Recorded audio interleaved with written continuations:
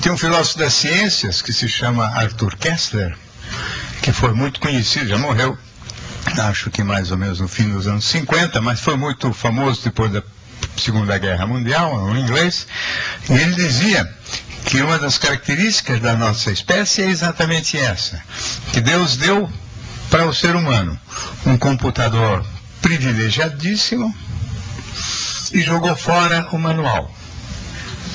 E que nós, então, estamos aqui lutando, né, desesperadamente para tentar reescrever o manual. Ele não só jogou fora o manual, como deu o computador sem programa, sem software. Então, a história da humanidade é a história da construção deste software. Demorou provavelmente 150 mil anos para começarem a surgir os embriões da linguagem.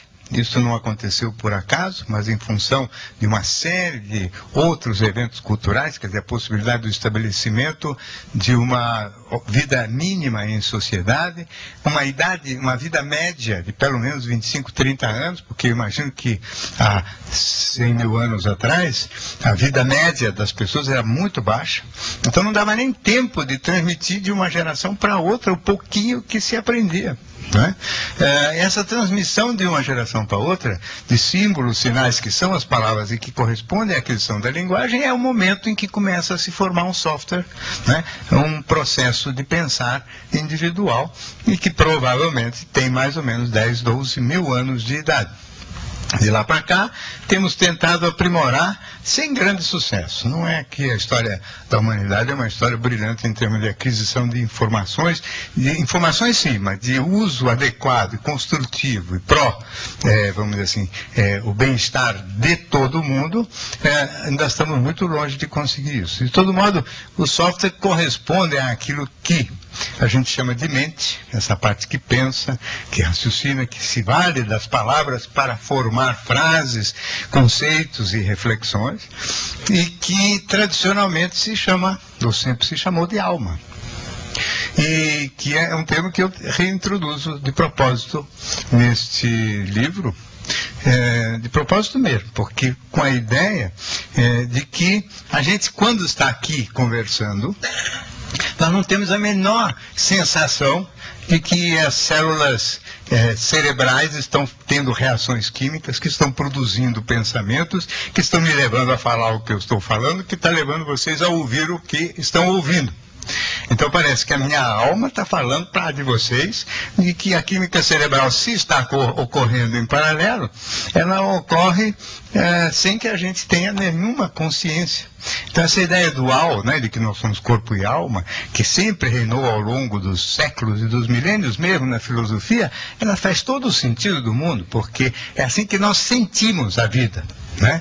Como se a alma tivesse, e a alma tem mesmo uma característica imaterial, quer dizer, não é uma matéria, é imaterial, são pensamentos que geram outros pensamentos, que podem gerar reflexões de ordem moral, por exemplo, que não tem nada a ver com a química cerebral, pelo menos do meu ponto de vista, e que essas reflexões de ordem moral, elas se consolidam e elas se transformam em normas para o convívio social. O homem, por mil razões, só pôde se desenvolver efetivamente a partir da organização social. Por razões de ordem econômica, porque criou condições para a divisão do trabalho, por razões de ordem reprodutora, porque se constituiu a família e com isto a possibilidade de acoplar um pai, quer dizer, um homem a uma mulher e a sua prole, e este pai naturalmente queria e exigia da mulher garantias de fidelidade para que a paternidade tivesse garantida.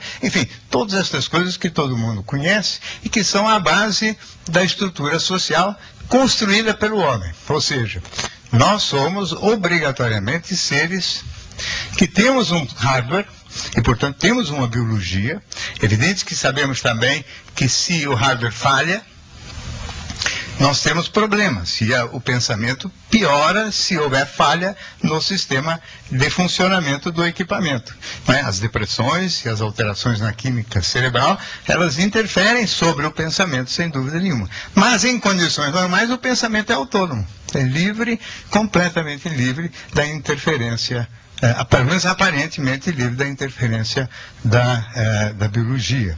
porém muito dependente das coisas que a própria cultura já construiu. A cultura quer dizer normas tanto de valor moral quanto aquelas que estão valendo hoje em dia, porque a cultura é sempre uma mistura de alguns conceitos tradicionais presentes, né, que são as normas máximas de caráter principalmente repressivos, né, isto pode, isso não pode, isso é pior, é melhor, isso é certo, isso é errado, e tem as coisas contemporâneas, as invenções modernas para cada época que o homem faz. Então, nós somos uma mistura de alguns sentimentos que vêm do hardware ou do corpo, com alguma coisa que a gente consegue pensar por conta própria na alma, e um monte de crenças. Crenças são conceitos que a gente incorpora meio prontos de fora. Ou seja, seriam parecidos com aquilo que tradicionalmente se chama de preconceitos, mas que na realidade eu prefiro este termo, que é um termo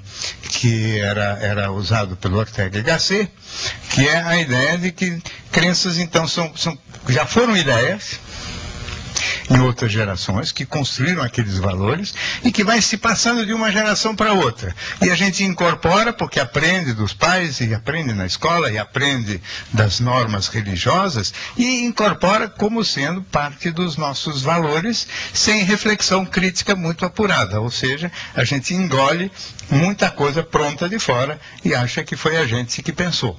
E justamente o que eu vou tentar hoje seduzir vocês para a leitura do livro, porque eu não vou conseguir falar nem um décimo do que eu gostaria sobre o livro, já vi que não vou mesmo, é justamente para algumas ideias acerca de como seria pensar por conta própria, ou seja, dispensar essas coisas prontas, pré-moldadas, e ver como é que é pensar por conta própria. Por exemplo, pensar por conta própria sobre uma dessas crenças fortíssimas que existem na nossa cultura, de que o sexo e o amor são parte do mesmo instinto. Esta é uma ideia antiga, sempre foi vista desta maneira e reforçadíssima pela própria teoria psicanalítica, ou seja, nesses últimos 100 anos continuou vigindo dentro da psicanálise e continua em vigor. Eu acho que o único que eu conheço, né? A única pessoa que leva a sério a separação efetiva entre sexo e amor sou eu. Como teoria, naturalmente. Na prática, todos os homens conhecem, e as mulheres também conhecem essa separação, porque qualquer pessoa que experimentou alguma vez na vida se masturbar, já experimentou a separação entre o sexo e o amor. Mas isso é na prática. Agora, na teoria, todo mundo acha que é parte do mesmo instinto, um instinto de vida, aquilo que o Freud achava que era o que impulsionava a gente para a ação, para o movimento, para as coisas boas. Outra coisa duvidosa também, daqui a pouquinho nós chegamos lá. Mas, de todo modo, o amor, como vocês que acompanham um pouco meus trabalhos sabem, que ele é um fenômeno, do meu ponto de vista, sempre interpessoal. Quer dizer, amor é o sentimento que a gente tem por alguém cuja presença provoca em nós a sensação de paz e aconchego. Depende, portanto, da presença de um objeto externo. Não existe, dentro desta maneira de pensar, amor por si mesmo.